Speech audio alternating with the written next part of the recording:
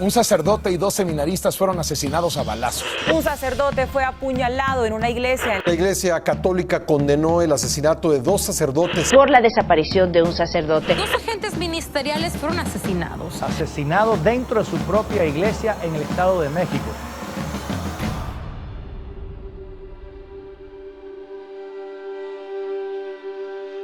Pues es uno de los países en donde más curas han asesinado, en donde más curas se están extorsionando, en donde más curas se están incluso difamando, señalando.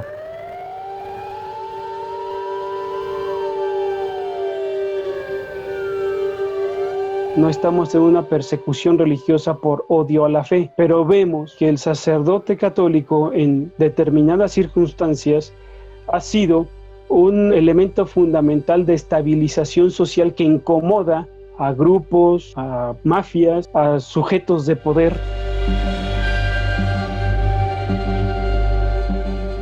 La violencia en México se ha incrementado en los últimos 30 años.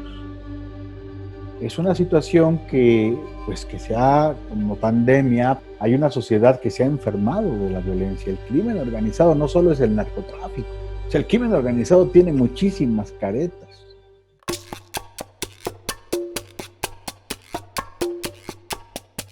¿Quién es el Padre Omar?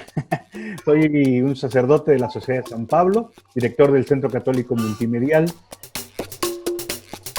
Es una agencia periodística, una agencia de análisis, una agencia también formativa en el área de comunicación social.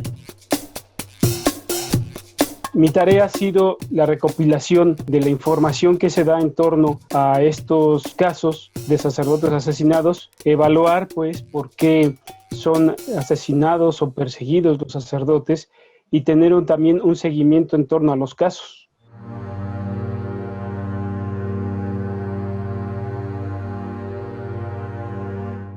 Un sacerdote es un líder de opinión, forma parte en la estabilización social, religiosa, política, cultural de una nación.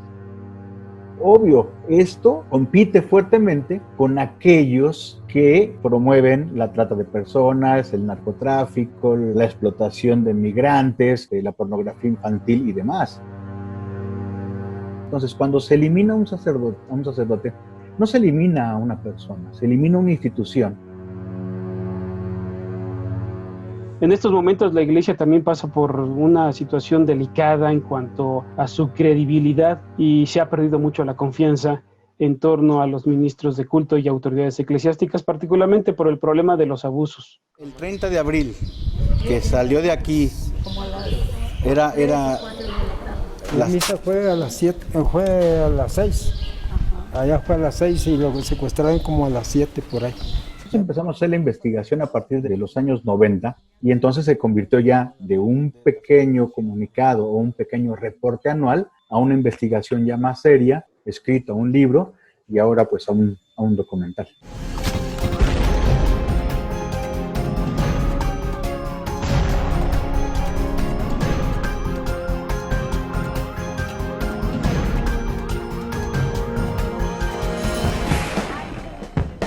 Y allá en Washington, un congresista en los tiempos de Obama, que se llama Jeff Duncan, le interesa mucho la investigación y habla de ello en el Congreso de Estados Unidos. The Catholic Multimedia Center reported last December that Mexico is the most dangerous country in the world to be a Catholic priest, and 80% of cases involving attacks on priests in Mexico are not resolved. Y de ahí el Departamento de Estado, el gobierno de Estados Unidos, y le empiezan a dar seguimiento.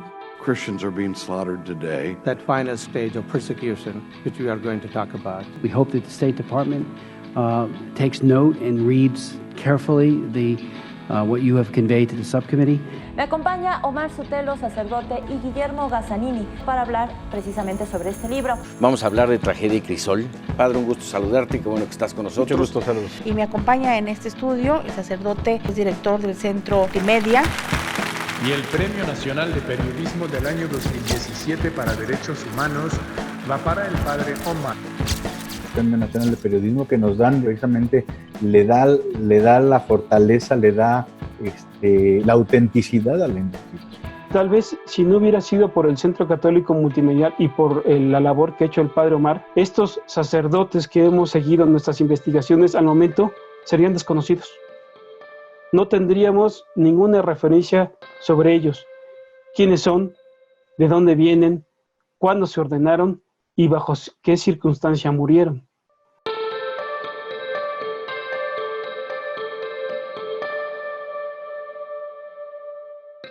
Hoy pedimos también la justicia para estos asesinatos, porque una iglesia anuncia ciertamente, pero también tiene que denunciar. Una iglesia que no denuncia las injusticias no sirve para nada. La gente tiene derecho a saber, la gente tiene derecho a conocer quiénes son y debemos ponerles nombres y apellidos, no son simplemente estadísticas y eso es lo que queremos, que se conozca que un ser humano desapareció en circunstancias o fue víctima de circunstancias violentas.